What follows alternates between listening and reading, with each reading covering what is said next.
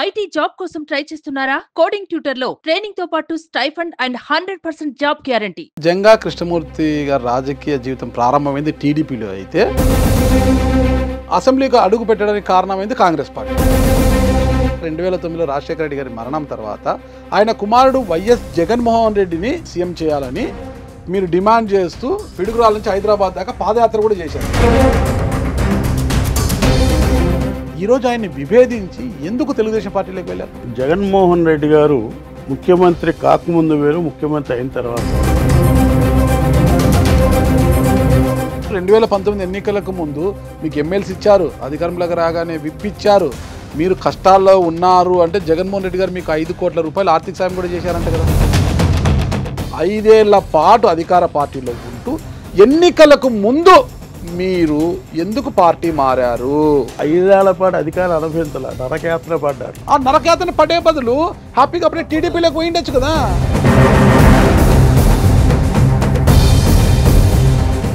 Yanamala Nagarjuna యాదవ్కి Narasaraopet MP అభ్యర్థిగా ప్రకటిస్తామంటే మీరు జగన్ గారి దగ్గరికి వెళ్ళి ఆ కుర్రాడికి ఎంపీ టికెట్ ఇస్తే నేను పార్టీని వీడి వెళ్ళిపోతాను, ఆ కుర్రాడికి ఏంటి టికెట్ ఇవ్వడం ఏంటి అని మీరు జగన్ గారి దృష్టికి తీసుకెళ్లారు అని. జగన్ గారికి కలిసిన పాపానే బాగా. Welcome to Suman TV. నేను మీ నాగరాజ్ బైర్శెట్టిని. ఈరోజు మనతో ఉన్నారు ఉమ్మడి ఆంధ్రప్రదేశ్ మాజీ ఎమ్మెల్యే, విభజిత ఆంధ్రప్రదేశ్ మాజీ ఎమ్మెల్సీ జంగా కృష్ణమూర్తి గారు. నమస్తే కృష్ణమూర్తి గారు. నమస్కారం. బాగున్నారా? బాగున్నాను. హ్యాపీగా ఉన్నారా? బ్రహ్మాండంగా. ఎందుకంత హ్యాపీ? సంతోషంగా ఉండాలి. ఎందుకు సంతోషంగా ఉన్నారు? అవును, ఎప్పుడు సంతోషం ఉండాల్సిన అవసరం. మంచి సమయంలో మంచి నిర్ణయం తీసుకున్నానని ఎట్లా? నిర్ణయాన్ని కాదనుకో, జల సంతోషంగా ఉంటాయి ఎప్పుడు. నాకు అర్థం కాలేదు. జంగా కృష్ణమూర్తి గారి రాజకీయ జీవితం ప్రారంభమైంది టీడీపీలో అయితే తనను అసెంబ్లీకి అడుగు పెట్టడానికి కారణమైంది కాంగ్రెస్ పార్టీ. 99లో రాజశేఖర రెడ్డి గారు టికెట్ ఇవ్వడం, 99 రాజశేఖర 2009లో రాజశేఖర రెడ్డి గారి మరణం తర్వాత ఆయన కుమారుడు వైఎస్ జగన్మోహన్ రెడ్డిని కాంగ్రెస్ పార్టీ అధిష్టానం జగన్మోహన్ రెడ్డి సీఎం అభ్యర్థిగా ప్రకటించాలని, సీఎం చేయాలని మీరు డిమాండ్ చేస్తూ పిడుగురాల నుంచి హైదరాబాద్ దాకా పాదయాత్ర కూడా చేశారు మీరు. అంటే ఇంకా జగన్మోహన్ రెడ్డి గారితో అంత పెద్ద పరిచయం కూడా లేదు అప్పుడు మీకు. అయినా కూడా జగన్మోహన్ రెడ్డి గారిని ఆనాడే సీఎంను చేయాలని పాదయాత్ర చేసిన మీరు ఈరోజు ఆయన్ని విభేదించి ఎందుకు తెలుగుదేశం పార్టీలోకి వెళ్ళారు? రాజశేఖర రెడ్డి గారు అంటే నాకు ఇష్టం. ఆయన చనిపోయిన తర్వాత ఈ రాష్ట్రంలో కాంగ్రెస్ పార్టీ బతకటానికి కానివ్వండి, ఒకవేళ కాంగ్రెస్ పార్టీకి సంబంధించి కానివ్వండి, రాజశేఖర రెడ్డి గారి యొక్క ఆశయాలను కానివ్వండి, ఆయన చేసే సంక్షేమ కార్యక్రమాలకు సంబంధించి, అభివృద్ధి కార్యక్రమాలకు సంబంధించి కానివ్వండి, జగన్మోహన్ రెడ్డి గారు చేస్తారన్నటువంటి అచంచలమైనటువంటి విశ్వాసంతో, ఆ నమ్మకంతో ఆయన అమ్మట ప్రయాణించడం జరిగింది. అప్పట్లో జగన్మోహన్ రెడ్డి గారు పార్టీ పెడతారో తెలియదు, ఏమైపోతుందో తెలియదు, రకరకాల ప్రచారాలు ఉన్నప్పుడు కూడా ఒక నమ్మకంతో, ఒక విశ్వాసంతో ఆయన అమ్మట వెళ్ళాం. ప్రధాన కారణం ఏంటంటే నా ఉద్దేశం, బడుగు బలహీన వర్గాలకు సంబంధించి, పేద వర్గాలకు సంబంధించినటువంటి ఆ రోజున రాజశేఖర రెడ్డి గారు అమలు జరిపే కార్యక్రమాలు అమలు జరుపుతారనే ఉద్దేశంతో, యువనాయకుడు కాబట్టి అన్ని విధాలుగా ఈ రాష్ట్రం అభివృద్ధి చెందుతున్నట్టు ఒక ఆలోచనతో, దృఢ సంకల్పంతో ఆయన అమ్మట ప్రయాణం చేయడం జరిగింది. మరి ఆయన ఏమిటో ప్రయాణం చేసిన మీకు ఇప్పుడు ఈరోజు వైఎస్ఆర్ కాంగ్రెస్ పార్టీలో ఏమి కష్టం వచ్చింది, ఏమి ఇబ్బంది జరిగింది, ఏమి అవమానం జరిగిందని మీరు ఎన్నికలకు ముందు వైఎస్ఆర్ కాంగ్రెస్ పార్టీని కాదని టీడీపీలోకి వెళ్ళారు మళ్ళీ మీ పుట్టింటికి? ఇప్పుడు కారణం ఏంటంటే, నేను గమనించిన దాంట్లో జగన్మోహన్ రెడ్డి గారు ముఖ్యమంత్రి కాకముందు వేరు, ముఖ్యమంత్రి అయిన తర్వాత వేరు. 2 కోణాలు ఉన్నాయి. మళ్ళీ 2 కోణాలు నాకు కనపడినాయి. మరీ ముఖ్యంగా మా ప్రాంతానికి సంబంధించి, పల్నాడు ప్రాంతానికి సంబంధించిన పరిణామాలు, అంతేకాకుండా కూడా నేను రాష్ట్ర వ్యాప్తంగా తిరిగాను.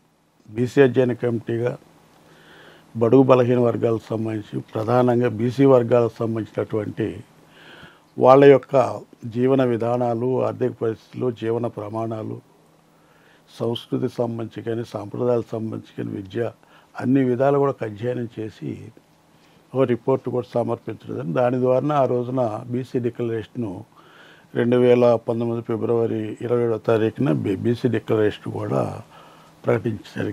తదనుగుణంగా ఆ తదుపరి పరిస్థితి చూస్తే, ఆ తర్వాత కూడా 56 సంబంధించి కార్పొరేషన్లకు సంబంధించి కూడా ప్లాన్ చేసేసి, కార్పొరేషన్ డిజైన్ చేసి కూడా ఆ రోజు నేనే ఇవ్వటం జరిగింది. కార్పొరేషన్ సంబంధించి కూడా జగన్మోహన్ రెడ్డి గారికి అంటే ముఖ్యమంత్రి గారికి పవర్ ప్రజెంటేషన్ చేసేసి ఈ విధంగా చేసేట్లయితే బాగుంటుంది అనేది ఇవ్వటం జరిగింది.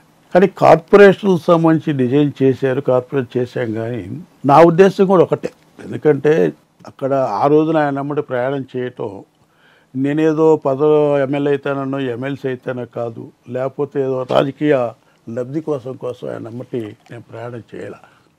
ప్రధాన కారణం ఏంటంటే నేను ఒక వెనుకబడి తరగతి వర్గాల్లో పుట్టాను కాబట్టి ఆ వర్గాలకి లబ్ధి ఏ విధంగా చేకూరుతుంది, ఆ విధంగా చేకూర్చే వ్యక్తుల వైపు ప్రయాణం చేయాలా, అలాంటి నాయకుల వైపు ప్రయాణం చేయాలనే ఆలోచనతోనే ప్రయాణం చేశాం. కానీ వెళ్ళని పరిస్థితి అయిపోయిన తర్వాత ఆ కూర్పు సమ్మె చేసిన తర్వాత కూడా చైర్మన్స్ విషయం కానీ ఇంకోటి కానీ అసలు ప్రజాస్వామ్యత బద్ధంగానే ఉండి 10 మంది ఆలోచించే విధానం కానీ కాకుండా కూడా అక్కడ ఏదో 10 మంది 5 కూర్చొని ఒక నిర్ణయం చేసి వాళ్ళు ఇష్టం వచ్చినటువంటి విధంగా అపాయింట్మెంట్ చేసి చైర్మన్ సంబంధించి డైరెక్టర్లకు సంబంధించి కూడా అపాయింట్మెంట్ చేసుకున్నారు. 5-10 మంది ఇదే సజ్జల రామకృష్ణారెడ్డి కానీ విజయసాయిరెడ్డి గారి అదే సుబ్బారెడ్డి గారు ఇలా సంబంధించినటువంటి చేసుకునే పరిస్థితి ఉంది. ఎందుకంటే నేను అనేది ఏంటంటే ఇప్పుడు ఒక రాష్ట్ర వ్యాప్తంగా తిరిగా, నాకు వేరే స్వార్థం కూడా లేదు. పార్టీ పరంగా పార్టీ ఇంట్రెస్ట్తోని పార్టీ ఏ విధంగా లబ్ధి పొందుతుంది, పార్టీ కమిట్మెంట్గా ఎవరు చేశారు బీసీ వర్గాల నుంచి, పార్టీ కమిట్మెంట్ బీసీ వర్గాల నుంచి పార్టీలో నుంచి కాకుండా కూడా అంతేకాదు ప్రజా సంఘాలకు సంబంధించి అనేక మంది సంబంధించి కూడా ఆ రోజున మాకు వైఎస్ఆర్ కాంగ్రెస్ పార్టీకి మద్దతు ఇవ్వటం జరిగింది. వీళ్ళందరూ చూసుకొని ప్లాన్ చేసి పార్టీ కూడా భవిష్యత్తులో బాగుంటుందని కలిసి ప్లాన్తో ఉన్నప్పుడు కూడా ఏమాత్రం కూడా సంప్రదించకుండా చైర్మన్స్ డైరెక్టర్స్ చేసే పరిస్థితి కొంచెం బాధ కలిగింది. అప్పుడు ఎప్పుడు ఫ్రమ్ ది బిగినింగ్లో ఏం పద్ధతి ఇది, ప్రజాస్వామ్యంగా కాకపోయినా కూడా జిల్లాకు సంబంధించి రాష్ట్రంలో తిరిగినప్పుడు కనీసం ఏ జిల్లా వెళ్ళినప్పుడు కూడా మనమంటూ 10 మంది చెప్తా, ఏ నాయకుడైనా గ్రామాల్లో నాయకులు వెళ్ళినప్పుడు ఒక ఆశగానే ఉండి లేకపోతే ఒక విధమైనటువంటి భరోసా కానీ ఇస్తేనే మన అమ్మటి వస్తారు. ఆ భరోసా మనం కల్పించినప్పుడే మన మీద విశ్వాసాన్ని నమ్మకున్నప్పుడే మనం ప్రయాణం చేయగలుగుతారు. ఇదేది కరెక్ట్ కాదనే విధానంతో నేను ప్రయాణం అయినా కూడా నేను అనౌన్స్ చేసేటప్పుడు వెళ్ళలేదు. అనౌన్స్ చేసేటప్పుడు కూడా నేను వెళ్ళిన పరిస్థితి కాదు. ఆ తరపు కూడా ఈ చేసిన తర్వాత కూడా దానికి సంబంధించిన నిధులు కానివ్వండి, దానికి సంబంధించినటువంటి ఇప్పుడు కార్పొరేషన్ స్టేట్ కార్పొరేషన్ అయినప్పుడు దానికి ఒక బాడీ ఉంటుంది. ఆ బాడీకి సంబంధించి ఏదైనా కాస్త కోస్తో ఇవన్నీ మిమ్మల్ని బాధ కలిగించాయా? ఇవన్నీ తప్పదు. అప్పుడు ఎందుకు బయటికి రాలేదు మీరు? తప్పదు. ఇప్పుడు అనుకున్న బాధ కలిగించాయి కానివ్వండి, ఉన్నటువంటి అన్ని విధాలు ఒకే తడ రావటం అనేది సాధ్యపడదు కదా. రెండవది ఏంటంటే చట్టంలో ఇరుక్కోపోయిన పరిస్థితి, అధికారం అనే చట్టంలోనా తప్పనిసరిగా కూడా ఉన్నాం కదా, పార్టీలో ఉన్నాము, పార్టీకి డిస్టర్బెన్స్ ఒకవైపున ఇటు ఒకవైపున అధిష్టాన వర్గానికి సంబంధించినటువంటి విధంగా ఉంటే, రెండో వైపున నేను కూడా 2 times ఎమ్మెల్యే చేస్తా బట్టి కాన్స్టిట్యూన్సీ సంబంధించి కూడా కొంచెం ఇబ్బందిగా తయారైన పరిస్థితి. వీటన్నిటి పరిస్థితి రకరకాలుగా అవమానాలు జరిగాయి, రకరకాల ఇబ్బందులు జరిగాయి, అన్ని విధాలు కూడా 2019 ఎన్నికలకు ముందు మీకు ఎమ్మెల్సీ ఇచ్చారు, అధికారంలోకి రాగానే విప్పిచ్చారు, మీరు కష్టాల్లో ఉన్నారు అంటే జగన్మోహన్ రెడ్డి గారు మీకు 5 కోట్ల రూపాయలు ఆర్థిక సాయం కూడా చేశారంట కదా. దాదాపుగా నేను హైదరాబాద్ సంబంధించిన ఇల్లు అమ్ముకున్నా 2014 ఎలక్షన్ అయిపోయిన తర్వాత. దాదాపు 5-6 ఎకరాల పొలం అమ్ముకున్నాను. ఉన్నట్టు పరిస్థితి ఏమీ లేదు. మొత్తం కంప్లీట్ అనుకుంటే 15 సంవత్సరాల పాటు కూడా సాకిరీ చేసాం ఆయనకి. అవన్నీ వదిలేండి, చాకరీ చేసి వదిలిపెట్టండి. కుమారుడు జెడ్పీటీసీ ఇచ్చారు, మీకు ఎమ్మెల్సీ ఇచ్చారు, విప్ ఇచ్చారు, కష్టాల్లో ఉన్నారంటే 5 కోట్ల రూపాయలు ఆర్థిక సాయం చేశారు. ఇంత చేసినా మిమ్మల్ని ఆ కార్పొరేషన్లు మీకు చెప్పకుండా ఇచ్చేశారని బాధ కలిగించిందంటారా? కార్పొరేషన్ ఒకటని కాదు, నేను ఇప్పుడు ఫర్ ఎగ్జాంపుల్ చెప్తున్నాను కానీ కార్పొరేషన్ ఒకటని కాదు. దాదాపుగా సంవత్సరం పాటు ఇంటర్వ్యూ అడిగినాడు ఇచ్చే పరిస్థితి కాదు. దానికి సంబంధించి కూడా ఇప్పుడు టీటీడీ బోర్డు చైర్మన్ ఉంది, ఫస్ట్ మీకే టీటీ బోర్డు చైర్మన్ ఉంది, అయినా కూడా నేను ఆశించలేదు, ఇవ్వలేదని అడగని పరిస్థితి కూడా కాదు. ఎందుకు పేరు వచ్చిందో ఎందుకు పేరు బయటపడే పరిస్థితి. కాన్స్టిట్యూన్సీలో కనీసం ఇప్పుడు మీరు అంటున్నారు జెడ్పీటీసీ ఉండా లేకపోతే ఎమ్మెల్సీ ఉండా ఏది ఉండా కూడా పదవి ప్రధానం కాదు, పదవి తగినట్టు గౌరవం ఉండాలి. ఇప్పుడు గౌరవం అనేది కానీ ఆత్మాభిమానం అనేది డబ్బును బట్టో కులం బట్టో అధికారాన్ని బట్టో రాదు. జగన్మోహన్ రెడ్డి గారు మీకు 5 కోట్ల రూపాయలు ఆర్థిక సాయం చేశారా లేదా? ఎవరన్నారు? పార్టీలో ప్రచారం ఉంది కదా. ప్రచారాలు రకరకాలు చేస్తారండి. ఇప్పుడు రకరకాల ప్రచారం చేస్తారు. పార్టీలో 5 కోట్లు ఇచ్చాయంటారు, ఇంకోటి అంటారు, డబ్బులను మొత్తం అంటే మాకు 1 కోటి రూపాయలు ఎలక్షన్ అప్పుడు కూడా అడిగినా ఇవ్వాల. ఆ రోజు నాకు ఉన్నటువంటి ఆస్తులు మొత్తం కూడా రామ్కి వాళ్ళకి కూడా కట్టాం, నా ఇల్లు కట్టాం. నేను ఒకవేళ తిరిగేటప్పుడు 10 రూపాయలు ఇచ్చిన పరిస్థితి లేదు. ఏది రాష్ట్రానికి సంబంధించి తిరిగినప్పుడు, రాష్ట్రంలో ప్రచారం చేసేటప్పుడు కానివ్వండి, లేకపోతే అధ్యయన కమిటీకి వెళ్ళినప్పుడు 10 రూపాయలు నా అమ్ముకొని నా సొంతంగా నేను తిరిగాను. నేను ఇప్పుడు దాదాపు 15 సంవత్సరాల పాటు కూడా తిరిగి ఆ పార్టీకి సంబంధించి. ఇప్పుడు ఎవరేం చేశారా వాళ్ళు చేశారా అనే పరిస్థితి కాదండి. నాకు జరిగినటువంటి అనేక విధాలు కూడా అవమానం జరిగింది. అది అవమానం ఏదో స్ట్రైట్గా చెప్పండి మీరు. ఇదేనండి ఇప్పుడు కాస్టేజ్ సంబంధించి ఉంది. ఫర్ ఎగ్జాంపుల్ ఆ రోజునే మహేష్ రెడ్డి ఉన్నాడు. మహేష్ రెడ్డి కాసు మహేష్ రెడ్డి సంబంధించి పార్టీకి సంబంధం లేదు. పల్నాడులో పార్టీకి సంబంధించి జెండా బట్టి మొట్టమొదటి నేను. గుంటూరు సంబంధించి జిల్లాలో కూడా ఆర్కే, నా తర్వాత ఆర్కే లేకపోతే ఎల్లప్పిరెడ్డి ఎలా సంబంధించి కొంతమందినే ఉన్నాం, కానీ అప్పటి వరకు కూడా ఎవరు లేనటువంటి పరిస్థితి. కష్టపడ్డాం, తిరిగాం.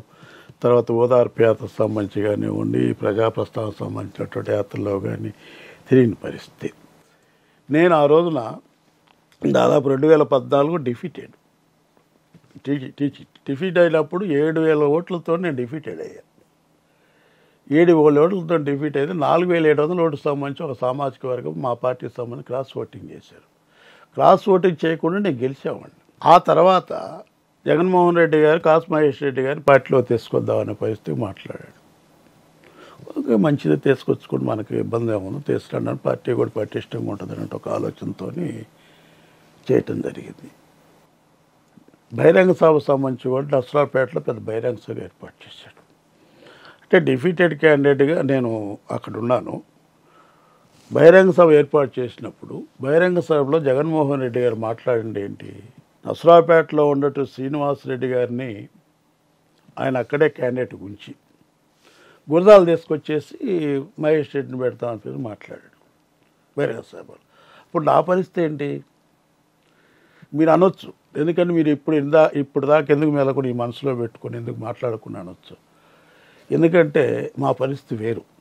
ఎందుకంటే రాజకీయాల్లో కాస్త కోసం 30 ఏళ్ళు ఉన్నాను. ఉన్నప్పుడు మనం బయటపడి కానీ చేసే పరిస్థితి ఏముండదు. ఇప్పుడు ఏంటి సమయాన్ని బట్టి మనం ఆలోచించాల్సిన అవసరం ఉంటుంది, కానీ ఆ సమయం సందర్భం లేకుండా మనం బయటపడి చేసే దిక్కు దిశాలు లేకుండా వాడుకొని వదిలేస్తారు. ఉన్న పరిస్థితుల్లో ఆయన ఏమన్నాడు, వాళ్ళిద్దరూ ప్రకటించి నాకు సంబంధించి వదిలేశాడు. ఎమ్మెల్సీ ఇస్తాను ప్రకటించకుండా వదిలేశాడు. నేను అడిగా కూడా తర్వాత, అన్నా నేను 2 తళ్ళు ఎమ్మెల్యే చేశాను, అతడు ఓడిపోయిన విషయం కూడా మీకు తెలుసు, అది ఎట్లా జరిగిన విషయం కూడా ఏంటి కూడా. మహేష్ రెడ్డి తీసుకొచ్చి మా కాన్స్టిట్యూన్సీలో పెట్టి గురజాల్లో శ్రీనివాసరెడ్డి కన్ఫామ్ చేసి నా పరిస్థితి ఏంటి, నాకు ఎమ్మెల్సీ ఇస్తామన్నా కదా ఎందుకు ప్రకటించలేదు డైరెక్ట్గా అడిగాను నేను. లేదన్నా 2 వస్తున్నాయి, అదే 1 వస్తుంది, 2 రావట్లేదు. అప్పుడు ఇది 14 బిఫోర్ అనమాట, 14 ఆఫ్టర్ 19 బిఫోర్ అనమాట. ఇది చేద్దాం అనుకుంటే మాట్లాడాలి, వెళ్ళుకుని పరిస్థితి ఉంది. మహేష్ రెడ్డి ఎప్పుడు వచ్చాడు, 1 సంవత్సరాల క్రితం వచ్చాడు. ఏది ఎలక్షన్ సంబంధించిన సంవత్సరమైన పరిస్థితుల్లో కావాలండి నాతోనే ఉన్నాడు, మీరు డబ్బుల్లో ఫైనాన్స్ బాగలేదు, నేను మహేష్ రెడ్డికి ఇద్దాం, నేను ముఖ్యమంత్రి కావాలి, నువ్వు ఎమ్మెల్యే కావాలని నాయకుడు అంటే నేనేం చెప్పగలుగుతాను, నువ్వు ఇస్తాను అని చెప్పాను. అయిన తర్వాత మహేష్ రెడ్డి వచ్చిన తర్వాత 1 సంవత్సరం ముందు వచ్చి అక్కడ పరిస్థితి చూస్తే, వాస్తవంగా ఆలోచిస్తే అతను వచ్చిన తర్వాత జరిగినటువంటి అవమానాలు, ఇప్పుడు మా గ్రామానికి సంబంధించి కూడా సచివాలయానికి సంబంధించి కొబ్బరికాయ కొట్టుకునే పరిస్థితి లేదు, అంటే శంకుస్థాపన చేసుకునే పరిస్థితి లేదు. నేను 2 తళ్ళు ఎమ్మెల్యే చేశాను, డిఫీటెడ్ క్యాండిడేట్ని, పార్టీ వ్యవస్థాపకుల్లో నేను ఒకటిని. పల్నాడులో ఉన్నటువంటి మా నియోజకవర్గంలో ఉన్నటువంటి ప్రతి ప్రజాప్రతినిధికి సంబంధించి ఇప్పుడు పార్టీలో ఉన్న కాంగ్రెస్ పార్టీకి సంబంధించి వైఎస్ఆర్ పార్టీలో ఉన్నోళ్ళు కానివ్వండి, ప్రతి ప్రజాప్రతినిధి దాదాపు 15 సంవత్సరాలు 20 సంవత్సరాల అధికారం లేకపోయినా సరే నేనే వాళ్ళకి సంబంధించిన విధంగా కూడా అనేక మంది కూడా వాళ్ళ ఎదుగుదల కాస్త వస్తున్న యొక్క సహకరించిన పరిస్థితి ఉంటే, ఏమాత్రం కూడా లెక్క చేయని పరిస్థితి ఉంటే, అధికారం ఉంది కాబట్టి ఇష్టం వచ్చి చేసి పార్టీ మాదినటువంటి దేవతలు అనేకమైనటువంటి అవమానాలు పరిచారు, కనీసం పిలవపోవటం కానీ. మీరు చాలా ఇట్లా చెప్తున్నారన్న వాయిడ్గా, నేను అదంతా స్ట్రైట్గా అడగడం లేదు. మీకు చాలా అవమానాలు జరిగాయి, ఘోరమైన అవమానం జరిగింది. 2019 ఎన్నికలకు ముందు ఎమ్మెల్సీ తీసుకొని 5 ఏళ్ల పాటు అధికార పార్టీలో ఉంటూ ఎన్నికలకు ముందు మీరు ఎందుకు పార్టీ మారారు అది చెప్పండి స్ట్రైట్గా నాకు. ఎందుకంటే 5 ఏళ్ల పాటు అధికారాన్ని అనుభవించారు మీరు, 5 ఏళ్ళ అధికారం అనుభవించారు. 5 ఏళ్ల పాటు అధికారం అనుభవించాల, నరకయాత్ర పడ్డాను. ఆ నరకేతని పడే బదులు హ్యాపీగా అప్పుడే టీడీపీలోకి పోయిండొచ్చు కదా. ఇప్పుడు ఎందుకంటే ఉంది కదా, ఇప్పుడు ఎందుకంటే ఉన్న పరిస్థితులు క్యాడర్ రకరకాలు ఉంటాయి. ఇప్పుడు ఒక నిర్ణయం అనేది మన వ్యక్తిగత నిర్ణయం చేసి అసలు రాజకీయాలు వదిలిపెట్టాలనుకున్న పరిస్థితి వచ్చిన కొన్నాళ్ళు మానుకుందాం వద్దంటారు. మనకు ఎందుకంటే కొన్ని ఉంటాయి, మన కోసం మన రాజకీయాలు చేయటం వేరు, జనం కోసం రాజకీయాలు చేయటం, మన నమ్మిన వాళ్ళ కోసం రాజకీయాలు చేయటం వేరు. నేను వాస్తవంగా ఆలోచించింది ఏంటంటే పదవి కోసం ఇంకోటి కోసం కాదు, అక్కడ పార్టీ సంస్థ డిస్టర్బెన్స్ అయింది, క్యాడర్ ఇబ్బంది పడతాడు ఆలోచన తాగి 4.5 సంవత్సరాల పాటు చాలా అవమానాలు. 2024 ఎన్నికల్లో మీరు టికెట్ ఆశించారు, టికెట్ లేదన్నారు. ఓకేనా, టికెట్ లేదని కావాలంటే ఎమ్మెల్సీ ఎక్స్టెన్షన్ చేస్తామన్నారు, మీకు ఎమ్మెల్యే టికెట్ కావాలనుకున్నారు. కానీ తీరా చివరికి వచ్చి మీరు అసంతృప్తికి లోనయ్యారు. టీటీడీ బోర్డు చైర్మన్ అని వాళ్ళంతకు వాళ్ళే అనుకున్నారు, పేపర్లలో బయటకు వచ్చింది, అది కూడా గలంత అయిపోయింది. దాంతో సగం అసంతృప్తి. చివరి నిమిషంలో మీతో ఎరపతినేని గారు కావచ్చు, లావు కృష్ణదేవరాయలు గారు కావచ్చు ఫోన్లో మాట్లాడారు. మీ కుమారుని పిలిపించుకొని, జెడ్పీటీసీ అయిన మీ కుమారుని పిలిపించుకొని మాట్లాడడం జరిగింది. మాకు సపోర్ట్ చేసి మా పార్టీలోకి వస్తే ఎమ్మెల్సీని ఎక్స్టెన్షన్ చేస్తాం, ఎమ్మెల్సీని కంటిన్యూ చేస్తాం, మేము వచ్చిన తర్వాత టీటీడీ బోర్డు మెంబర్ ఇస్తాము, 3.5 కోట్ల రూపాయలు క్యాష్ ఇస్తాము ఇప్పటికిప్పుడు అనేసి రాయబారాలు జరిపిన తర్వాతనే మీరు పార్టీలోకి పోయారు. అయితే మీరు పార్టీని వీడింటే లావు కృష్ణదేవరాయలతో పాటు మీరు పార్టీలోకి వెళ్ళాల్సింది, కానీ ఆయన చేరిన తర్వాత 20 రోజులకు మళ్ళీ మీరు పార్టీలోకి వెళ్ళారు. లేదు ఇప్పుడు ఎందుకంటే ఎవడు ప్రోత్సహించిందో ఎవడు చేసిందో కాదు, ఎవడు నా ఇష్టానుసారంగా వెళ్ళాలనుకున్న పరిస్థితి ఉంది. అది లేకపోతే ఎప్పుడు వెళ్ళలేదు, ముందెందుకు వెళ్ళలేదు, వెనకెళ్ళలేదని పరిస్థితిని బట్టి అవగాహన చేసుకొని ఉండే క్యాడర్ని బట్టి ఆలోచించే ఎవడు కూడా నన్ను ప్రోత్సహించలా. ఈ పార్టీలో మనకు మనుగడ లేదన్నట్టు ఆలోచన నాకు వచ్చింది. పార్టీకి సంబంధించినటువంటి విధానాలకు సంబంధించి కానీ, పార్టీకి సంబంధించినటువంటి అడ్మినిస్ట్రేషన్ సంబంధించి కానివ్వండి, నాకు నచ్చే పరిస్థితులే పోవాలని ఎప్పుడో నిర్ణయం తీసుకున్నాను. బయటకు వెళ్ళిన ప్రతి ఒక్క వైఎస్ఆర్సీపీ నాయకుడు, లోపల ఉన్న వైఎస్ఆర్సీపీ నాయకుడు, ఓడిపోయిన ఎమ్మెల్యేలు కూడా జగన్మోహన్ రెడ్డి వైఫల్యము, సజ్జల రామకృష్ణారెడ్డి గారి చుట్టూ, ధనంజయ రెడ్డి గారి చుట్టే మొత్తం వేళ్ళని తిప్పుతున్నారు. మీరేమంటారు దానికి? ఉంది కొంత వాస్తవం కూడా ఉంది. ఇదొక్కడే కారణం. నేను అనేది ఏంటంటే నేను బయటికి వెళ్ళడానికి కారణం ఇదొక కారణం ఉంది, లోకల్ ఉన్న ఏదొక కారణం. అది ఇప్పుడు ఉన్నటువంటి అధిష్టాన వర్గానికి సంబంధించినటువంటి విషయం కానివ్వండి, అధిష్టాన వర్గం వంటేది పోగొడ సంబంధించి కానివ్వండి, వాళ్ళు ఏ విధంగా ఆ గౌరవానికి సంబంధించి కానివ్వండి, ఆ విధమైన గౌరవం లేకపోవటం కానివ్వండి, గుర్తింపు లేవడం ఒక కారణం అయితే, మా కాన్స్టిట్యూన్సీ సంబంధించినటువంటి జరిగినటువంటి పరిణామాలకు ఒక కారణం. ఏం జరిగాయి మీ కాన్స్టిట్యూన్సీలో?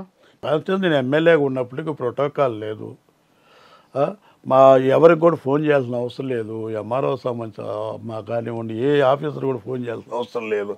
నా ఎమ్మటి తిరిగే క్యాడర్ సంబంధించి ఇబ్బంది పెట్టిన పరిస్థితి ఉంది. నేను సంబంధించి పార్టీకి సంబంధించి విప్ అయినప్పుడు కూడా కనీసం అడిగే సెక్యూరిటీ ఉన్న పరిస్థితి. ఏదైనా అఫీషియల్ ఎమ్మెల్సీ అయ్యి విప్ ఇచ్చిన తర్వాత వైఎస్ఆర్ కాంగ్రెస్ అధికారంలోకి విప్ ఇచ్చారు మీకు.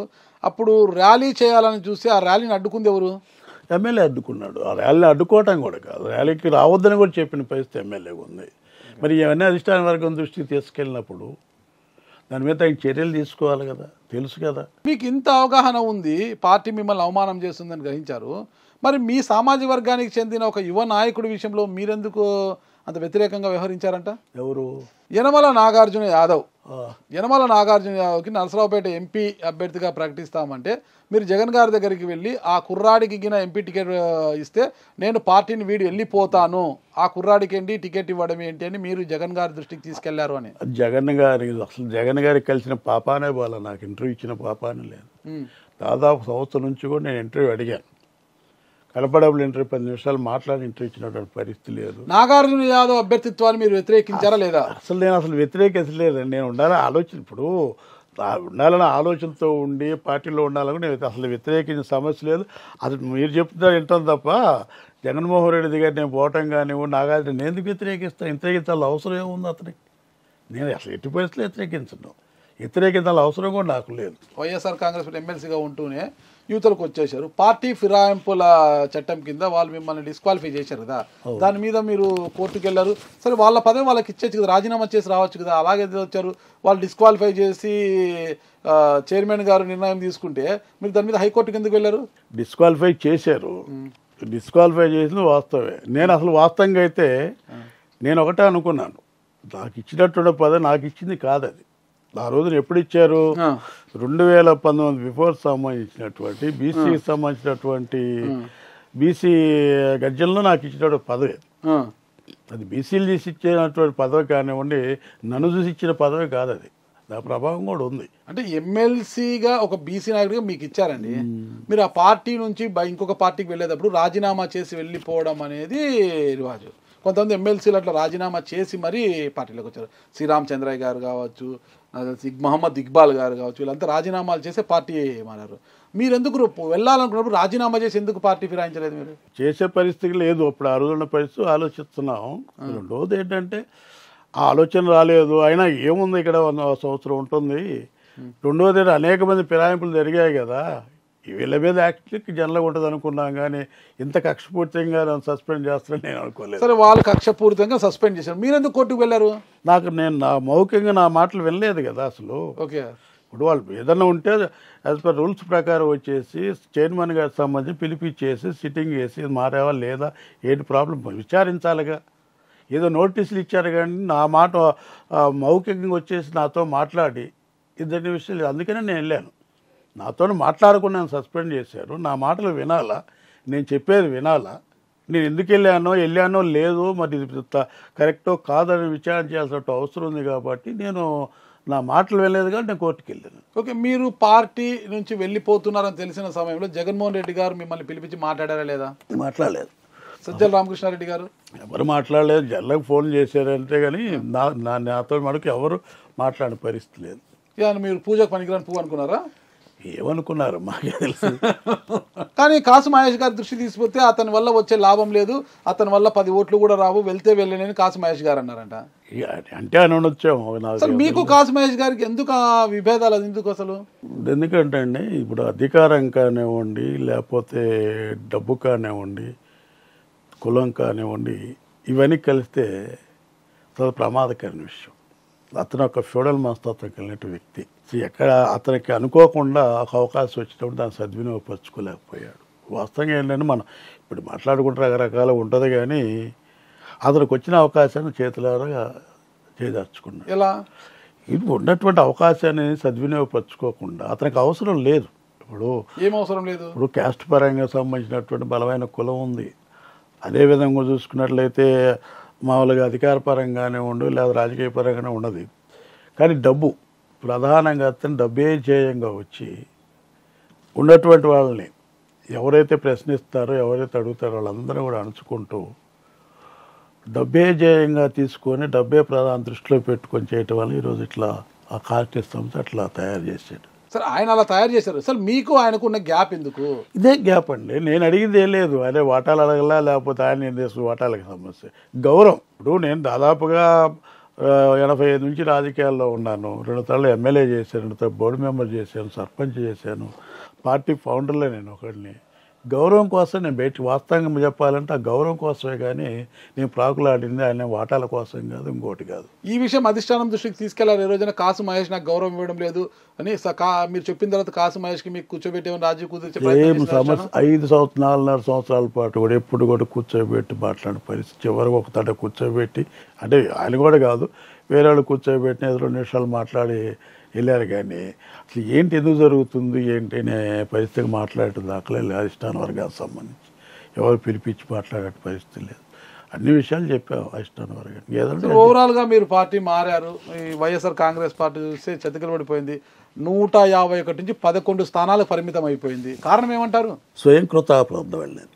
జగన్మోహన్ రెడ్డి గారి యొక్క స్వయంకృతాపరాధం. దీంట్లో ఎవరి పాత్ర లేదంటారా? ఖచ్చితంగా. నేనైతే ఇప్పుడు కాదు, నేను ఎప్పుడో చాలా అప్పుడు మాట్లాడా కూడా. ఇప్పుడు ఎందుకంటే దీనికి అది ఆయనే అన్నాడు కదా, నేనే అకౌంటబిలిటీ గెలిచినా నేను ఆయనే చెప్పుకొచ్చాడు. కాబట్టి స్వయంకృతాపరాధం. సార్, మీరు ఉండింటే శాసన మండలి పక్ష నేతగా మీకే వచ్చేదేమో కదా ఎమ్మెల్సీ కోటలో. మీరు లేరు కాబట్టి అప్పిరెడ్డి గారికి ఇచ్చారనుకోవచ్చా? నా ఉద్దేశం ఇప్పటికి కూడా నా పదవులు చేయాలంటే ఆలోచన ఇంకోటి వాడికి ప్రధానంగా లేదు. మీరు నమ్మినా నమ్మకపోయేది వేరే విషయం. నేను నా జీవితం అనేది కానీ నాకు సంబంధించి నాకంటూ ఒక గోల్ ఉంది, నాకంటూ కొన్ని ఆశయాలు ఉన్నాయి, నాకంటూ ఒక ఆలోచన విధానం ఉంది. ఆలోచన విధానం ప్రకారం ఎన్ని ఇబ్బందులు వచ్చినా, ఎన్ని ఒడిదుడుకులు వచ్చినా కూడా తట్టుకొని నిలబడగలుగుతుంది. ఎందుకంటే పల్నాడులో బలహీన వర్గాలకు సంబంధించినటువంటి అభ్యర్థిగా ఇంత దూరం లాక్కలటం అనేది చాలా ఇబ్బందికరమైన విషయం. నేను పడ్డ ఇబ్బందులు చెప్పుకుంటే తిరిగావు, రకరకాలు ఉంటాయి. కాబట్టి పదవి కోసం కాదు, నా ఉద్దేశం ఏంటి, నాకు తగినటువంటి గౌరవం ఇవ్వాలి బడుగు బలహీన వర్గాలకు సంబంధించిన వాళ్ళకి. ఈరోజు పదవులు ఇచ్చారు, పదవి నేను ఎప్పుడు కూడా జగన్మోహన్ రెడ్డి గారు బీసీ వర్గాల పదవులు ఇచ్చారు, కానీ పదవులకు తగినట్టు గౌరవం ఇవ్వాలి, పదవులకు తగినట్టు ప్రాధాన్యత ఇవ్వాలి, పదవులకు తగినట్టు గుర్తింపు ఉండాలి. కానివ్వండి నామకా వస్తువు పదవులు ఇచ్చేసి ఇప్పుడు ఎందుకంటే మా స్థాయికే నేను ఒక ఎమ్మెల్సీ అయితేనే నా ఎమ్మెల్సీ పదవిని సంబంధించినట్టు ఆ నియోజకవర్గంలో సరైన ప్రోటోకాల్ లేకుండా ఉంటే, ఒక రాష్ట్ర చైర్మన్ అయినప్పుడు కులానికి సంబంధించి చైర్మన్ అయినప్పుడు ఎక్కడ వాళ్ళకి ప్రోటోకాల్ ఇచ్చారు, ఎక్కడ వాళ్ళకి అన్ని విధాలుగా అవకాశం ఇచ్చారు. ఇప్పుడు నా బీసీలు, నా ఎస్సీలు, నా ఎస్టీ, నా మైనార్టీలు అనే భాష తప్ప వాస్తవంగా వస్తే మటుకు వీళ్ళకి ఇచ్చినటువంటి గుర్తింపు కానివ్వండి, వీళ్ళకి ఇచ్చినటువంటి ప్రాధాన్యత చాలా తక్కువగా ఉంటుంది. అందుకే నాగార్జున యాదవ్కి ఎంపీ టికెట్ ఇస్తామని పార్టీ ముందుగా ప్రకటించినప్పుడు వద్దు అన్న వారిలో మీరు కూడా ఒకరు ఉన్నారంట కదా. అసలు నాగార్జున యాదవ్ సంబంధించిన పిల్లగాడికి సంబంధించిన నాకు అవగాహన కూడా లేదు. అతను వద్దని అనాల్సిన అవసరం ఎందుకు, నేను ఎందుకు అంటాను. ఇప్పుడు ఏ పదవిని ఆ రోజు నా పదవి సంబంధించినట్టు జగన్మోహన్ రెడ్డి గారు ఆయనకి ఇస్తారంటేనే, మహేష్ రెడ్డికి ఇస్తానంటే ఇవ్వమని చెప్పాను, కానీ నేను ఎందుకు అంటాను. నాగా అందులో ఇంకా ఒక సామాజిక వర్గానికి, ఒక బీసీ వర్గానికి, నాగారికి ఎంపీ ఇచ్చిన ఇబ్బంది లేదు, రాజ్యసభ ఇచ్చిన నాకేంటి ఆయనకి ఇచ్చే ఇబ్బంది, నాది నేను చూసుకుంటే అలాంటి మస్తత్వం నాది కాదు. అలా ఆ ప్రస్తావన రాలా. అసలు జగన్మోహన్ రెడ్డి గారిని నేను కలవలా దాదాపుగా. నేను 5 ఏళ్ళు ఎప్పుడు కలవలేదు, 5 ఏళ్ళ ఈ మధ్యకాలంలో సంవత్సరం నుంచి నేను ఇంటర్వ్యూ అడుగుతున్నా కూడా అపాయింట్మెంట్ ఇవ్వలే నాకు. ఇది ఫ్యాక్ట్ అనమాట. అపాయింట్మెంట్ ఇవ్వాల, అపాయింట్మెంట్ వాళ్ళు కలవలేదు. లాస్ట్లో కూడా పిలిపించి మాట్లాడినా కూడా ఆయన దగ్గరికి వెళ్ళా. బయట ఉన్నట్టు మా విజయసాయి రెడ్డి గారు ఒకళ్ళిద్దరు మాట్లాడుతుంది తప్ప జగన్మోహన్ రెడ్డి గారి దగ్గర. జగన్మోహన్ రెడ్డి గారు నేను చెప్పాను, ఈ విధంగా నాకు ఇబ్బంది, కాన్స్టిట్యూన్సీలో ఇబ్బందులు జరుగుతున్నాయి, నాకు టికెట్ ఇవ్వండి గురజాలకు సంబంధించి. ఆయన డైరెక్ట్ కావడం కూడా అవకాశం లేకపోతే నా దగ్గరికి మాట్లాడినటువంటి ఆ టీం వాళ్ళకి వాళ్ళకి సంబంధించి కానీ, పార్టీకి సంబంధించి పెద్దలకు సంబంధించి కానీ ఒక విషయం మాట్లాడాను. ఏం చెప్పానంటే, దాదాపు 3 పర్యాలు 4 పర్యాలు గురజాలకు సంబంధించి బీసీలకు ఇచ్చారు. నేను 2 పర్యాలు చేసి ఒక పర్యాలు ఓడిపోయాను, ఇంకో పర్యాలు ఇచ్చాను. 4 పర్యాలు బీసీలకు ఇచ్చారు. ఒక పర్యాయం చేసి అతనికే టికెట్ ఇవ్వడం న్యాయం కాదు. బీసీ వర్గాలకు ఇవ్వండి, నాకు ఇవ్వండి ఆ టికెట్, గురజాలకు సంబంధించి టికెట్ నాకు ఇవ్వండి అని గట్టిగా అడిగాను. అంతే కదా. ఇప్పుడు ఎట్లా ఉన్నటువంటి బలహీన వర్గాలకు సంబంధించినటువంటి లీడర్షిప్ స్టెకాన్ అవుతుంది, డెవలప్ అవుతుంది, ఎట్లా పటిష్టం అవుతుంది. ఇప్పుడు 3 సంవత్సరాలు 3 తలలు 4 తలలు పర్యాలు చేసినటువంటి అక్కడ ఉన్నటువంటి బీసీని తీసేసి ఒక తల తీసుకొచ్చేసి అతనికే ఇవ్వాలని పరిస్థితి ఉన్నప్పుడు బలహీన వర్గాల నాయకత్వం ఎట్లా పటిష్టపడుతుంది, ఎట్లా పెంపొందుతుంది? అదే నేను అడిగాను. తప్పే ఉంది ఇంట్లో, నేను అర్హత నాకు ఉంది కదా, నాకు ఇవ్వండి. 2014-19 సంబంధించి కూడా టికెట్ సంబంధించినటువంటిది మీ దగ్గర డబ్బులు లేవు, మీరు పెట్టుకోలేరు, కాబట్టి అతనికి ఇద్దామనే పరిస్థితి అంటే నేను వదిలాను, మీకు వస్తున్నాను. నాకు ఇవ్వని గట్టి పోట్లాని విషయం కానీ, నాగార్జున యాదవ్ సంబంధించి కానీ, లేకపోతే సామాజిక వర్గానికి చెందిన ఒక కుర్రాడి పేరు మీకు తెలుదా? కబుకులు కుర్రోడి పేరు లేని చెప్తున్నారు, తెలుసులే, కొత్తగా వచ్చాడు కదా కుర్రోడు, తెలుసులే. కొత్తగా ముందు నుంచి ఉన్నాడు, పార్టీ ప్రారంభం నుంచి ఉన్నాడు కదా. పార్టీ ప్రారంభం ఉండాలి, మధ్యలో వచ్చాడు పిల్లగాడు. పార్టీ ప్రారంభం నుంచి ఉన్నాడు, చదువుకుంటే సమయం నుంచి కూడా పార్టీకి ఫాలోవర్ కానీ అధికార సామాజిక వర్గము. సరే, మరి నాగార్జున యాదవ్ విషయం అన్ని మనం పక్కన పెట్టేసాం. ఈ పార్టీలో మీకు అన్యాయం జరిగింది, అవమానం జరిగింది, మరి టీడీపీలోకి వెళ్ళారు, అక్కడ న్యాయము గౌరవము దక్కుతున్నాయా? ఇప్పుడు మాట్లాడే ఉంటాం. టీడీపీకి వెళ్ళే క్రమంలో కూడా ఆ యొక్క నమ్మకంతోనే పార్టీలో చేరా. మీరు ఓపెన్ గా మాట్లాడతారు కదా, స్ట్రైట్ చెప్పండి, టీడీపీ మీకు ఇచ్చిన ఆఫర్ ఏంటి? నాకు ఎమ్మెల్సీ కంటిన్యూ చేస్తామని చెప్పారు, బోర్డు మెంబర్ సంబంధించి టీటీడీ బోర్డు మెంబర్ ఇస్తామని చెప్పారు. ఎమ్మెల్సీ అంటే ఇప్పుడు ఏదైతే మీ ఎమ్మెల్సీ మార్చిలో అయిపోతుందో దాన్ని అట్లే కంటిన్యూ చేస్తాము, టీటీడీ బోర్డు మెంబర్ ఇస్తామన్నారు. నగదు రూపంలో ఎంత ఇచ్చారు? నగదా? లేదు, ఏదైనా ప్రచారాలు చేసుకోమనగా నా పరిస్థితి అనేది నాకు తెలుసు. ఈరోజు మీరు చెప్తే నమ్మే పరిస్థితి, కానీ నగదు రూపంలో ఏమో హామీలు ఎంత ఇస్తామని హామీ ఏం లేదు, ఏం లేదు. మరి టీడీపీ చెప్పినట్టుగా ఖచ్చితంగా MLC extension, TTD board member ఇవ్వని పక్షంలో మీ పరిస్థితి ఏంటి? చూద్దాం. రాజకీయంగా ఇప్పుడు ఏ రోజు ఏం జరుగుతుందో చెప్పలేని పరిస్థితి, ఇస్తారని నమ్మకం ఉంది. సరే, వైసీపీలో ఉన్నప్పుడు మీకు కాసు మహేశ్వర రెడ్డి గారికి గ్యాప్ ఉంది, ఇప్పుడు టీడీపీలో ఉన్నారు, అక్కడ MLA sitting MLA Yarapathineni Srinivas గారు ఉన్నారు. మీకు ఎరపతినేని గారికి బాగా క్లోజ్నెస్ ఉందా? ఏముంది, ఉంటున్నాం కదా, ఒక పార్టీలో ఉన్నాం కదా. కాసు మహేశ్వర రెడ్డి గారు ఒకటే పార్టీలోనే ఉన్నారు, పాము ముంగిసా. ఇప్పుడు అది కాదు కదా, పార్టీకి సంబంధించిన కమిట్మెంట్ కూడా అదే చెప్తున్నాను. ఎన్ని ఇబ్బందులు 4 సంవత్సరాల పాటు కూడా కామ్గా ఉన్నాను, పార్టీ కోసం వెళ్ళకుండా ఉంది. ఇప్పుడు కూడా అలాగే ఉంటారా? అవును, ఏం చేస్తా. అంటే ఎరపతినేని గారు మిమ్మల్ని దగ్గర తీస్తున్నారు లేదా? ఇప్పుడు ప్రస్తుతం బాగానే ఉన్నా, నాకు అలాంటి విభేదాలు వస్తున్నటువంటి ఒక ఆలోచన లేదు. కలిసిమెలిసి పనిచేసుకుంటున్నా, పార్టీ కోసం పనిచేస్తా, ఇద్దరం కలిసి కూడా. ఎన్నికలకు ముందు చింతల్పూడి శ్రీనివాసు, అదే పల్నాడు హాస్పిటల్స్ అధినేత ఎన్ఆర్ఐ చింతల్పూడి శ్రీనివాసును వైఎస్ఆర్ కాంగ్రెస్ పార్టీలోకి తీసుకున్నారు. ఆయన జనసేన పార్టీలో గతంలో పోటీ చేసినారు, 2019 అతన్ని తీసుకున్నారు. ఆ విషయం మీకు తెలుసా? అప్పుడు తీసుకున్నాను, లాస్ట్లో తీసుకు. అది మీకు చెప్పే తీసుకున్నారా? మీకు తెలుసా? ఎవరు? జగన్ గారు. అసలు చెప్పే కదా, 1 year బిఫోర్ ఎలక్షన్స్ 1 year నుంచి నేను అపాయింట్మెంట్ అడిగినా ఇవ్వలేదు, నాకు సంబంధించి మాట్లాడినా కూడా పరిస్థితి లేదు. మరి మీ సమస్యలు సజ్జల గారు ఉంటారు కదా, అక్కడ సజ్జల గారికి చెప్పలేదా? సజ్జల గారికి ఏం చెప్తా, చూద్దాం, మాట్లాడదాం, చేద్దాం అంటారు. ఇప్పుడు ప్రతి ఒక్కరు సజ్జల గారిని, ధనంజయ రెడ్డి గారిని ఆరోపిస్తున్నారు కదా, వాళ్ళు ఏం చేస్తారు పాపం? వాళ్ళ మీద అందరూ అది కూడా కరెక్ట్ కాదు. ఎవరు ఇప్పుడు మాట్లాడడం ఎవరు కరెక్ట్ కాదు కదా. ఇప్పుడు ఏదో మంచి ఇచ్చేదైనా కూడా ఇంటికి యజమాని మీదనే ఆ ఇల్లు సక్రంగా ఉండాలి, లేకపోతే యజమానిదే బాధ్యత అవుతుంది, కానీ పక్కన బాధ్యత ఉంటుంది. అదేం కాదు, కరెక్ట్ కాదు. కార్మిక నాయకుడిగా, అంటే ట్రేడ్ యూనియన్ నాయకుడిగా ఎదిగిన జంగా కృష్ణమూర్తి గారు ఆ తర్వాత ఎమ్మెల్యే అయ్యారు, ఎమ్మెల్సీ అయ్యారు. ఇక తన రాజకీయ ప్రయాణంలో ఇదే ఇంకా చివరిగా అనుకోవచ్చా? ఇంకా నెక్స్ట్ ఎమ్మెల్యే అవకాశం ఉందా లేదా? అంటే రాజకీయాలండి చెప్పలేము. రెండోది ఏంటంటే, ఈ రాజకీయాల్లో బడుగు బలహీన వర్గాలకు సంబంధించి, పేద వర్గాలకు సంబంధించిన వాళ్ళు కానివ్వండి, అదేవిధంగా రాజకీయ నేపథ్యం లేనటువంటి కుటుంబాల నుంచి వచ్చిన వాళ్ళకి కానివ్వండి, కులాలకు సంబంధించి ప్రధానమైనటువంటి కులాలు కాకపోతే ఇబ్బందికరమైన విషయం. ఎందుకంటే నాకే ఆశ్చర్యం వేస్తుంది. కొత్తలో ఒక చిన్న కుటుంబంలో పుట్టి కాస్త కోసం ఇప్పటి వరకు కూడా. మీకు స్వగ్రామం ఏది?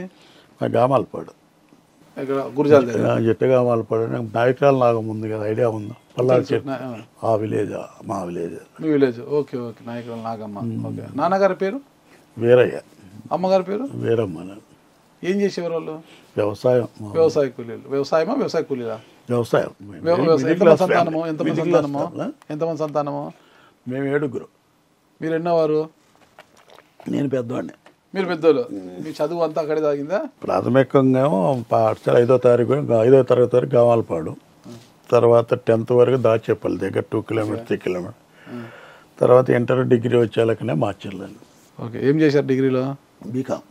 బీకామ్ చదివారు మీరు కూడా? అప్పట్లో బీకామ్ ఎందుకు చేయాలనుకున్నారు? బీకామ్ నా ఆలోచన ఏంటంటే, బీకామ్ చేయాలంటే లెక్చరర్ కావాలని ఆలోచన. టీచర్ వృత్తి పెట్టుకోవాలంటే ఇక్కడ వచ్చి పడ్డా. బీకామ్ చదివితే లెక్చరర్ అయిపోతారా? అంటే బీకామ్ ఎంకామ్ చేసి ఏదన్నా ఒక ఉపాధ్యాయ వృత్తి అయితే బాగుంటుంది నాకు ఆలోచన ఉండేది. అది సాధ్యపడలా. చదువుకున్నాం, గామాలపాడు వచ్చిన తర్వాత ఆ ఫ్యాక్టరీలో ఉద్యోగం రావటం, గాడి నుంచి ట్రేడ్ ఆంధ్ర సిమెంట్సా? ఆంధ్ర సిమెంట్ కాదు, నాకు అర్థం కాదు. వైఎస్ఆర్ కాంగ్రెస్ నుంచి ఫస్ట్ బయటికి పోవాలని వెళ్ళిపోయారు. TDP first MLA ticket offer ఇచ్చిందన్నారు.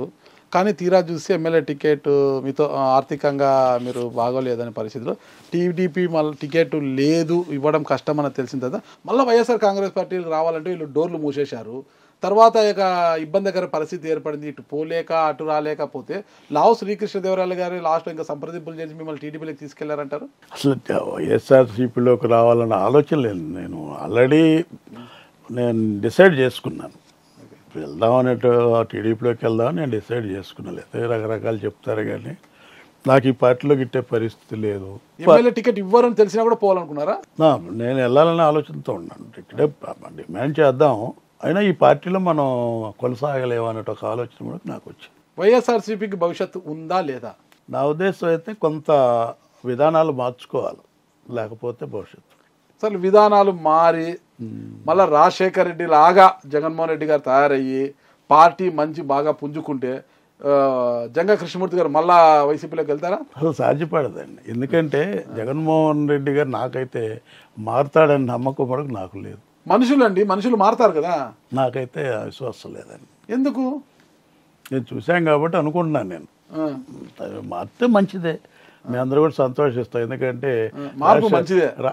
Rajasekhara Reddy గారు తరడు కాబట్టి మేము కూడా సంతోషిస్తాం. మళ్ళీ ముఖ్యమంత్రి సంతోషిస్తాం. తరడు కాబట్టి మార్పు మంచిదే కదా. మార్పు మంచిదే, కానీ మారాలి కదా. మారుతాడా అంటే మారరు అంటారు. ఓకే, అయితే ఖచ్చితంగా ఎమ్మెల్సీ టీటీడీ బోర్డు మెంబరు కాబోతున్నారు. ఆరోగ్యం బాగుందా ఇప్పుడు మీకు? ఆరోగ్యం కొద్దిగా నలతగా ఉన్నారు 2 రోజుల క్రితం అని తెలిసింది. జ్వరం చిన్న కూటమి అధికారంలోకి వచ్చిన తర్వాత చంద్రబాబు నాయుడు గారిని కలిశారా? ఏమన్నారు? బాగానే ఉన్నాడు, ఎందుకంటే కలిసి పని చేసుకుందామండి. ఇప్పుడు నాకు కూడా అంటే ఒక విశ్వాసం, ఒక నమ్మకం ఉంది. ఎందుకంటే వాస్తవంగా ఈ రాష్ట్రంలో గత దాదాపు 30 సంవత్సరాలు నేను కూడా రాజకీయాల్లో ఉన్నాను. ప్రజాప్రతినిధులు అనేవాళ్ళు ప్రజల సమస్య ఒక ట్రస్టీ, ధర్మకర్తగా ఉండాలి. నేను చూశాను, కాంగ్రెస్ ప్రభుత్వం చూశాను, తెలుగుదేశం ప్రభుత్వం చూశాను. 2019 నుంచి 2024 కూడా చూసినప్పటికీ ఆ అకౌంటబిలిటీ ప్రజాప్రతినిధులు లేదు. మార్పు 2014 కొంచెం ఇబ్బంది అయినా 2019 పరిపక్వత చెందింది. ఎందుకంటే ఎవరు కూడా మీరు చూసినా కానీ మినిస్ట్రీకి సంబంధించి కానివ్వండి, ప్రభుత్వానికి సంబంధించినటువంటి ఆ యొక్క యాక్టివిటీస్ సంబంధించి, ప్రజాప్రతినిధుల యాక్టివిటీస్ కానివ్వండి, లేకపోతే రివ్యూ సంబంధించి ఎక్కడ జరిగిన పరిస్థితి లేదు. ఒకటే ప్రధానంగా అంశం కానీ ఎక్కడ ఉన్నటువంటి అన్ని విధాలుగా ఉన్నటువంటి ఎక్కడ ఏ విధంగా అవకాశాల కోసం ఎత్తుక్కొని చేసే పరిస్థితి ఉంది, కానీ ఏమాత్రం కూడా లేదు. ఎందుకంటే ఈరోజు చూస్తే అన్ని విధాలుగా అన్ని డిపార్ట్మెంట్లు మొత్తం కూడా నిర్వీర్యం. నేనేదో తెలుగుదేశం పార్టీలోకి వచ్చి చెప్పటం కాదు, నాకు అంతకుముందు కూడా ఒక అవగాహన ఉంది పార్టీకి సంబంధించి కూడా. ఎందుకంటే నేను అదే చెప్తున్నాను, ప్రజాప్రతినిధులు ఉన్నటువంటి సంపదకి అకౌంటబిలిటీ ఉండాలి, కానీ సంపద నాదని కాదు. సంపద అనేది మనం ఒక ట్రస్టీగా ఉండాలని పరిస్థితుంటే నాదే అనే విధంగా కూడా ఎక్కడ పడితే అక్కడ, ఎక్కడ మైనింగ్ ఉండా, ఎక్కడ ఇసుకుండా, ఒకవైపున ఏం మాట్లాడుతున్న పేద ప్రజలకు సంబంధించినటువంటి వాళ్ళ అన్ని విధాలుగా ఆర్థికంగా సామాజికంగా వాళ్ళు ఆడుకోవాలి, సరైన ఆరోగ్యాన్ని ఇవ్వాలా, సరైన విద్యను ఇవ్వాలనేటువంటి పరిస్థితితో మాట్లాడినప్పుడు చూడండి, సారాయికి సంబంధించి ఎంత దుర్మార్గంగా ఎరక్కి సంబంధించి చేశారు. ఎవరు నష్టపోయారు? ఇంకో దాంట్లో పెట్టుకున్న అనవసరం నకిలీకి సంబంధించినటువంటి నాణ్యత లేనటువంటి మందులు తీసుకొచ్చేసి పేద వర్గాలు పోయి చేసి ఎంత ఆరోగ్యాన్ని కోల్పోయారు, ఎంత ఆర్థికంగా ఇబ్బంది పడ్డా, ఎన్ని కుటుంబాలు చితికిని. ఇది ప్రజాస్వామ్యం, ఇది ప్రజలు పోయినటువంటి ప్రేమ. ఇవన్నీ నేను కూడా చూసాను. ఎందుకంటే నాకేమనిపించిందంటే వాస్తవంగా నా వ్యక్తిగతంగా ఇప్పుడున్న పరిస్థితులు ఈ రాష్ట్రంలో కనుక చంద్రబాబు నాయుడు గారే కనుక ముఖ్యమంత్రి కాకపోతే ఈ రాష్ట్రం ఇంకా అంత అధోగతి పాలయ్యేది. నేను వేరేగా చంద్రబాబు నాయుడు గారిని నాకు వ్యతిరేకించాక ఒకప్పుడు కారణట్లేదు, నేను నాకు కూడా కొన్ని బిల్లు వ్యతిరేకించాను. ఇప్పుడు ఆయన యొక్క సేవలు ఈ రాష్ట్రానికి అవసరం, ఆయన అనుభవం అవసరం, ఆయన విజన్ అవసరం. ఎందుకంటే ఈరోజు ఈ రాష్ట్రం బాగుపడాలని తప్పనిసరిగా కూడా ఆయన చేయాల్సినటువంటి అవసరం. అదే ఆయన చెప్తాడు, ఈ రాష్ట్రాన్ని మళ్ళీ అన్ని వ్యవస్థలు నిలబెట్టాలా. ఈ రాష్ట్రం చంద్రబాబు నాయుడు గారు రాష్ట్ర అభివృద్ధి ధ్యేయంగా పనిచేస్తున్నారు, అందరం చూస్తున్నాం. ఒకవైపు చంద్రబాబు నాయుడు గారు, ఒకవైపు పవన్ కళ్యాణ్ గారు రాష్ట్ర అభివృద్ధి ధ్యేయంగా వాళ్ళు పనిచేస్తున్నారు. కానీ క్షేత్రస్థాయిలో ఆ పరిస్థితి లేదు కదా. ఎమ్మెల్యే దగ్గర కార్యకర్తలు, కోళ్ల ఫారం యజమానులను కావచ్చు, రైస్ మిల్లర్లను కావచ్చు, ఎవరిని వదిలిపెట్టడం. అనంతపురంలో ఆ వీడియో కూడా విన్నాం కదా మనము. ఆ కోళ్ల ఫారం, స్నేహ కోళ్ల ఫారం అనే యజమానిని అతను ఎవరు ఎమ్మెల్యే అనుచరుడంట, అనంతపురం ఎమ్మెల్యే అనుచరుడంట, బ్లాక్మెయిల్ చేస్తున్నాడు. రేపటి నుంచి మాకు కప్పం కట్టాలి, లేకపోతే నీ బండ్లు తిరగవు, కొడతాం, చంపుతాం అనేసి చేస్తారు. ఇదంతా ఇబ్బందికరం కదా పార్టీ. ఇప్పుడు ఈ గ్రామాల్లో అంతే ఉందండి. ఎందుకంటే నేను కూడా చూస్తున్నాను, గ్రామ స్థాయి నుంచి వచ్చాం కాబట్టి వాళ్ళు చేసిన పనులు వీళ్ళు చేయడానికి ప్రయత్నం చేస్తున్నారు. నేను చెప్తున్నా, కొంతమంది కొన్ని గ్రామాల్లో ఏం జరిగిందంటే వెళ్ళిపోయారు. ఇప్పుడు టీడీపీకి సంబంధించినటువంటి వాళ్ళు వెళ్ళి వాళ్ళని భయపెట్టో భంగపెట్టో పంపించడం కాకుండా వాళ్ళు చేసిన పనులకి మనం ఉంటే మనం ఇబ్బంది పడితే కొంతమంది వెళ్ళిపోతున్నారు. ఇలాంటి చిన్న సంఘటనలు జరుగుతున్నాయి, కానీ దాని కింది స్థాయికి రావాలి. నేను అదే క్యాడర్కి సంబంధించి కూడా, పార్టీకి సంబంధించి కూడా అదే మాట్లాడుతున్నాడు. కింది స్థాయి కూడా ఏదైతే చంద్రబాబు నాయుడు గారి యొక్క విధానం ఉందో, ఆయన ఆలోచన విధానం ఉందో, ఆయన తప్పనిసరిగా కూడా కింది స్థాయికి తీసుకెళ్లాలా. కిందట గ్రామాల్లో భ్రష్టత్వం పట్టాయి గత 5 సంవత్సరాల నుండి కానివ్వండి. గ్రామాల్లో ఫ్రాక్షన్స్ ఎక్కువయ్యాయి, గ్రామాల్లో తగాదలు ఎక్కువయ్యాయి, గ్రామాల్లో ఉన్నటువంటి ప్రజాప్రతినిధులు కూడా కాస్తో కూస్తో మనం ఏదో విధంగా లబ్ధి పొందాలని ఆలోచనలు ఉన్నాయి. అట్లా కాకుండా కూడా ఇది సామూహికంగా సంబంధించినటువంటి విధానంలో మార్పు రావాలనే విషయం కూడా పార్టీ పరంగా కూడా మాట్లాడుకునే పరిస్థితి కనపడుతుంది. తగ్గించడానికి ప్రయత్నం చేస్తారు.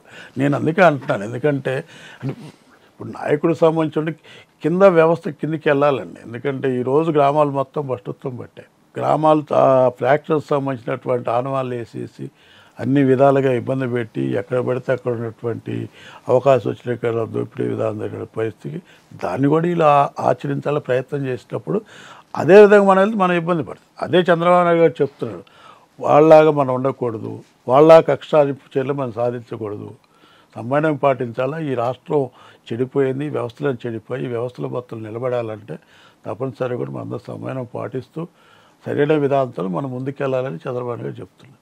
అదే విధానం గ్రామ స్థాయి వరకు అమలు అయితే బాగుంటుంది కదా. చంద్రబాబు గారి విజన్ బాగుంది, కానీ గ్రామ స్థాయిలో ఎమ్మెల్యేల అనుచరులు అసలు భూదందాలు, అప్పుడే దోపిడీలు, దుర్మార్గాలకు తెరలేపేశారు కదా. ఇప్పుడు ప్రచారం చేస్తున్నాం ఉండదు, కాదనే పరిస్థితి నేను మాట్లాడలేం కానీ ఉండి వీళ్ళు ప్రచారం చేసేంత మాత్రం లేదు. కానీ దానికి సంబంధించి కూడా ఆ పార్టీ పరంగా కానీ ఆలోచిస్తారు. ఏదో అలాంటి చిన్న చిన్న సంఘటనలు జరిగినప్పుడు తప్పనిసరి వాటి మీద కూడా ఆలోచించి చర్యలు తీసుకుంటారు. ఓకే, అల్టిమేట్గా జంగా కృష్ణమూర్తి గారి యొక్క గోల్ ఏంటి అసలుకి? ఇంకా ఇదే చివరి మజిలీ అంటే ఇంకా ఈ తెలుగుదేశం పార్టీతోనే మీ రాజకీయ జీవితం సమాప్తమా ఇంకా లేదా? ఇప్పుడు రాజకీయ జీవితానికి సంబంధించి నాకు ఒక ఆలోచన ఉందండి. ఇప్పటి వరకు కూడా నేను ఒక చిన్న కుటుంబం నుంచి వచ్చాను. దీంట్లో రాజకీయ పరంగా ఉన్న ఇబ్బందులు, సామాజిక పరమైన ఇబ్బందులు, ఆర్థిక పరమైన ఇబ్బందులు, రకరకాల ఇబ్బందులను ఎదుర్కొంటూ నేను ఈ స్థాయికి ఎదిగాను. నా ఆలోచన ఏంటంటే ఈ వర్గాలకు సంబంధించి, బలహీన వర్గాలకు సంబంధించి, మరీ ముఖ్యంగా బీసీ వర్గాలకు సంబంధించిన వాళ్ళందరికీ నా చేతనైనంత మేరకు సేవ చేయడం కోసం తప్పనిసరిగా నేను ప్రయత్నం చేస్తాను. దాంట్లో కూడా ప్రధాన ఆలోచన ఏంటంటే బీసీ వర్గాలకి చట్టసభలో రిజర్వేషన్ కావాలి. చట్టసభలో రిజర్వేషన్ లేనంత కాలం బీసీ వర్గాలకు సంబంధించి రాజ్యాధికారంలో అంతర్భాగం కావటం అనేది కష్టం. దానికి చంద్రబాబు నాయుడు గారు అందరూ సుముఖున్నారు, రాష్ట్ర పరిస్థితులు మొత్తం సుముఖంగా ఉన్నట్టు పరిస్థితి. అదే కాకుండా కూడా మండల కమిషన్కి సంబంధించినటువంటి సిఫార్సులు ఉన్నాయి.